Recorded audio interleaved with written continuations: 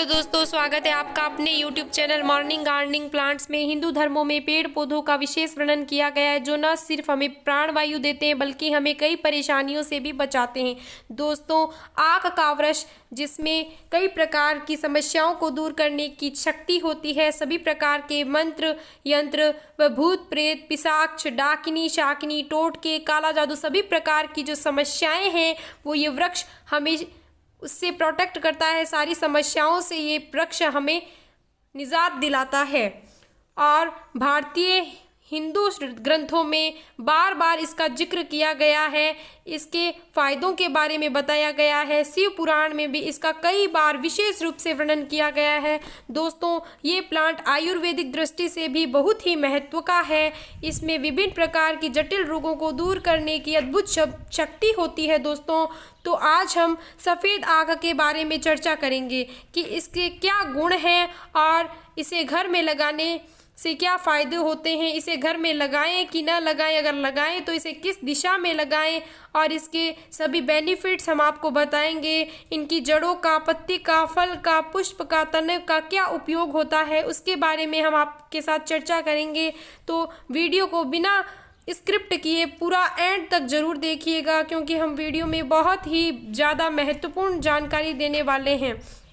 दोस्तों, इसे सफ़ेद मदार आक और अकावा भी कहते हैं। इसे सफ़ेद मदार आक और अकावा भी। सामान्य अकावा की तुलना में सफ़ेद आक का गुण अत्यधिक होता है और हिंदू धर्म ग्रंथों में भी इसका बार बार जिक्र किया गया है तथा शिव पुराण में इसके बारे में बार बार विस्तृत रूप से बताया गया है। हालांकि समाज में ऐसी भ्रांतियाँ फैली हुई है, सभी लोग इसी कश्मकश में रहते हैं कि इस पौधे को घर में लाएं या न लाएं, घर में लगाना चाहिए या नहीं लगाना चाहिए, क्योंकि सफ़ेद आक का जो प्लांट होता है वो दूध वाला होता है और शास्त्रों में बताया गया है कि दूध वाले पौधे को घर में लगाना नहीं चाहिए, घर में दूध वाले पौधों को लगाना वर्जित होता है।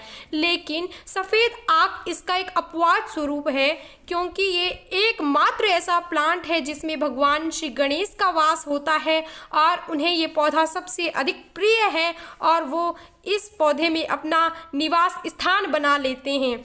और इस पौधे को घर में लगाने से सभी प्रकार की समस्याओं से व्यक्ति को निजात मिलती है। भगवान शिव को भी इसके पुष्प सर्वाधिक प्रिय होते हैं, अतः इसके पुष्प भगवान शिव को चढ़ाने से वे अति शीघ्र प्रसन्न हो जाते हैं। फ्रेंड्स, सफ़ेद आक के पौधे की अगर घर में ले आया जाए, नित्य प्रतिदिन इस पौधे की धूप दीप आदि से पूजा करें और इस पौधे की जड़ों में दूध अर्पण करें। आप देखेंगे कि 11 साल बाद आप ऐसा करेंगे तो इनकी जड़ों में स्वतः ही भगवान गणेश की प्रतिमा बन जाएगी। भगवान आपके घर में निवास स्थान बना लेंगे इस पौधे में, और आपका घर धन धान्य से भरा रहेगा। रिद्धि सिद्धि आपके घर में हमेशा के लिए बनी रहेगी। भगवान की आप पर बहुत ज़्यादा कृपा होगी, आपके हर बिगड़े काम बनेंगे। फ्रेंड्स, और साथ ही इस पौधे की उचित देखरेख करें। ध्यान रखें कि इस पौधे को ऐसी जगह ना लगाएं जहां पर इसे कोई नुकसान पहुंचा सके, क्योंकि ये पौधा दूसरों को भी नुकसान पहुंचाने वाला होता है। और इस पौधे को भी अगर कोई छोटा बालक अगर मुंह में ले लेगा तो वो जहरीला होता है, ये पौधा विषैला भी होता है। फ्रेंड्स, तो ध्यान रखिए कि कोई बालक इसकी पत्तियों को या फिर इसके फूल या फल को न खाए, क्योंकि इसमें जो दूध होता है वो विषैला माना जाता है। फ्रेंड्स, दोस्तों, वास्तु के अनुसार इसे ईशान कोण में लगाएं, वो अत्यधिक शुभ फलदायी होता है। तथा इसे आप अगर ईशान कोण में नहीं लगा सकते हैं तो आप इसे उत्तर दिशा में लगाएं तो भी आपके लिए ये शुभ फलदायी ही माना जाएगा। यदि आप इस प्लांट को घर के प्रवेश द्वार के दाहिनी तरफ लगाएंगे तो भी आपके लिए बड़ा ही शुभ होगा। शुभ इसलिए होगा क्योंकि घर के दाहिनी तरफ लगाना क्यों आवश्यक है वो भी हम बताएंगे आपको। दाहिनी तरफ लगाने से हमारा मतलब है कि हम किसी भी प्लांट को अगर दाहिनी तरफ लगाते हैं तो हम जब घर से बाहर निकलते हैं तो वो अगर हमारा पौधा दाहिनी तरफ होगा तो हमें वो आशीर्वाद स्वरूप भेंट करेगा। जब कोई बड़ा होता है हमसे तो उसे दाहिनी तरफ रखा जाता है, और छोटे को हम आशीर्वाद देते हैं इसलिए उसे बाहिनी तरफ रखा जाता है। चूँकि भगवान श्री गणेश हमसे बड़े हैं तो वो हमें आशीर्वाद स्वरूप प्रदान करेंगे, और जब हम घर से बाहर निकलेंगे तो हमारे सभी कार्य जो है वो सिद्ध होंगे, क्योंकि हमें भगवान श्री गणेश की आशीर्वाद प्राप्ति होगी, कृपा प्राप्ति होगी। इसलिए आप इसे घर के प्रवेश द्वार के दाहिनी तरफ ही रखिए। दाहिनी तरफ की ये हमारी एक मान्यता है कि बड़े जो होते हैं उन्हें घर प्रवेश द्वार के दाहिनी तरफ रखा जाता है, और छोटे जो होते हैं वो बाहिनी तरफ। बाहिनी को जो वस्तुएं रखी होती है उन्हें हम आशीर्वाद भेंट करते हैं, इसलिए आप भगवान श्री गणेश से बड़े थोड़ी हैं, वो आपसे बड़े हैं, इसलिए आपको वो आशीर्वाद स्वरूप भेंट करेंगे। इसलिए ये मान्यता रखी जाती है कि जो पौधे हमसे बड़े होते हैं उन्हें हमेशा घर के दाहिनी तरफ रखा जाता है, जिनमें भगवान के स्थान की मान्यता होती है। ऐसे पौधों को घर के हमेशा दाहिनी तरफ रखना ही शुभ फलदायी होता है, ताकि जब आप घर से बाहर निकलें तब आपको उनके अच्छे दर्शन हो और आपके प्रत्येक कार्य सिद्ध हों। धर्म ग्रंथों में ये मान्यता है कि अगर आप इसकी जड़ कहीं से ले आएं तो ये आपको बहुत ही ज़्यादा फायदा कराने वाली है फ्रेंड्स, क्योंकि घर में अगर पूजा स्थल में इसकी जड़ रखेंगे तो आपको बहुत ही ज़्यादा शुभ परिणाम मिलेंगे। भगवान गणेश जी का आकार दें उस जड़ को, और फिर उसकी पूजा आदि करके सिंदूर धूप दीपक आदि लगाकर प्राण प्रतिष्ठा करवाएं तो आपको बहुत ही अधिक लाभ मिलने वाला है। इसके लिए आप पहले से स्थान निर्धारित कर लें कि आप जहाँ से वो जड़ लेके आने वाले हैं उस प्लांट को आप पहले जगह देख लें कि वो किस स्थान पर है, और वहाँ जाकर आप वहाँ से उसे लावें। और ये ध्यान दें कि वो पौधा 4 से 5 से अधिक वर्ष उम्र का होना चाहिए।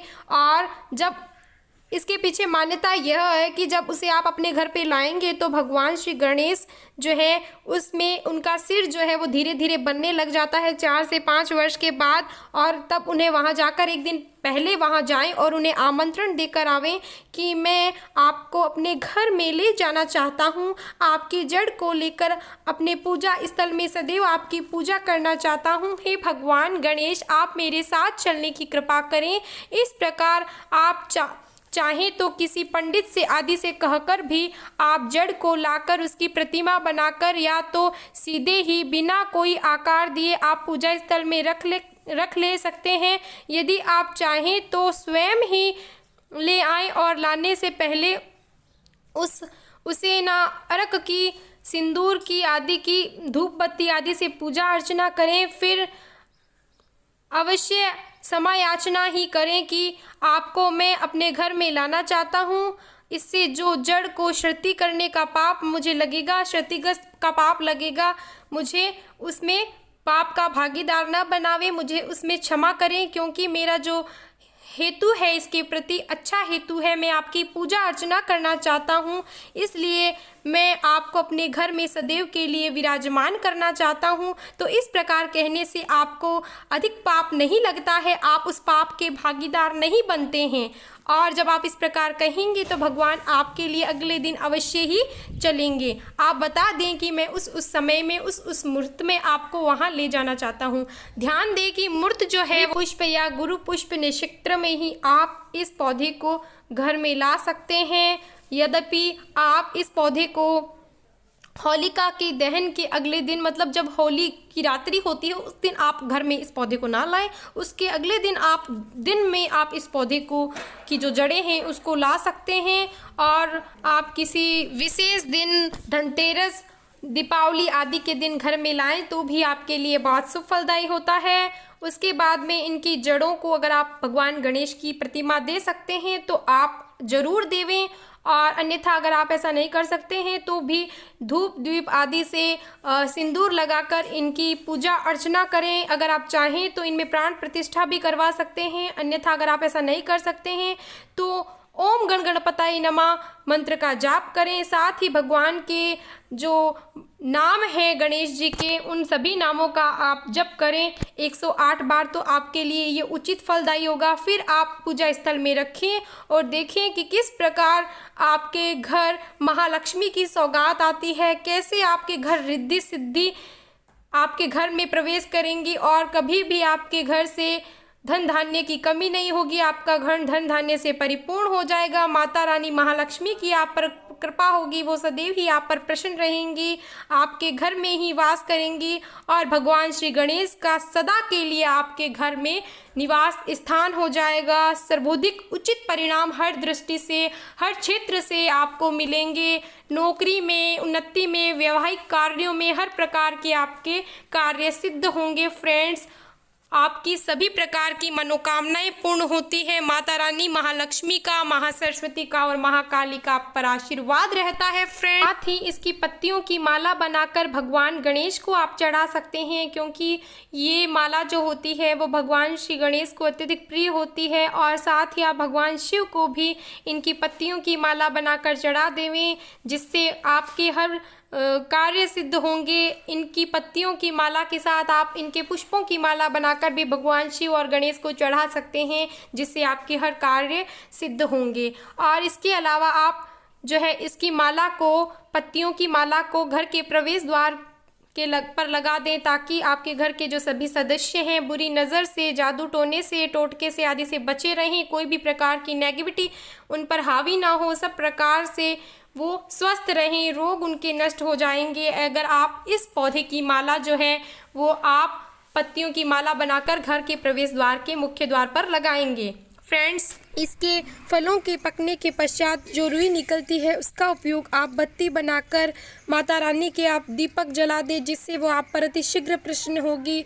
इसके अलावा आप भगवान श्री गणेश और भगवान शिव जी के आगे भी ये दीपक जलाएं, जिससे आपकी हर मनोकामना सिद्ध होगी, आपके सारे कार्य पूर्ण होंगे।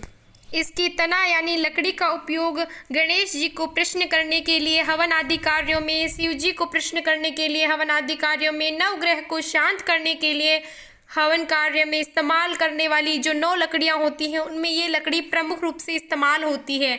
आयुर्वेदिक दृष्टि से भी इस पौधे की अत्यधिक महत्व है। सांप के काटने पर प्रभावित स्थान पर लगाने से भी बहुत उचित लाभ मिलता है। जहर का असर धीरे धीरे कम होने लगता है और यह जहर के स्त्राव को कम कर देता है। विषैले सर्पों के काटने पर इसका उपयोग में अत्यधिक लाया जाता है, क्योंकि यह प्रतिविंश का कार्य करता है। इसमें भी विषैले पदार्थ होते हैं जो सर्प के विष को कम करने में, मतलब उसको खत्म करने में मददगार होते हैं। और यदि कोई व्यक्ति विष पान कर लेता है तो आप विष को शीघ्र खत्म करने के लिए भी सफ़ेद आक का दूध निकाल लें, जो इसके फलों में अत्यधिक मात्रा में होता है, और इसके पश्चात आप उस व्यक्ति को पिला देवें। और पिलाने के पश्चात व्यक्ति को शीघ्र उल्टी होती है, जिससे सारा विष जो है वो बाहर निकल जाता है। और साथ ही इस कार्य को करने के लिए आप किसी उचित वैद्य की सलाह ले लेवें।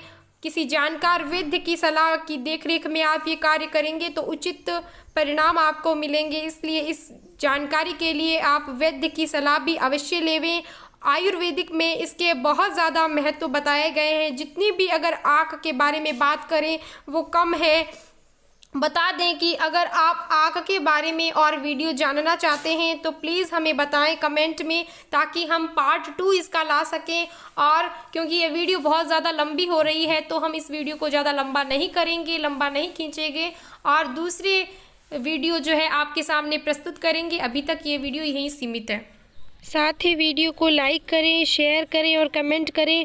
और अभी तक आपने हमारे YouTube channel morning gardening plants को सब्सक्राइब नहीं किया है तो प्लीज़ इसे सब्सक्राइब ज़रूर करें, ताकि आने वाली हर वीडियो की नोटिफिकेशन सबसे पहले आपके पास पहुंचे।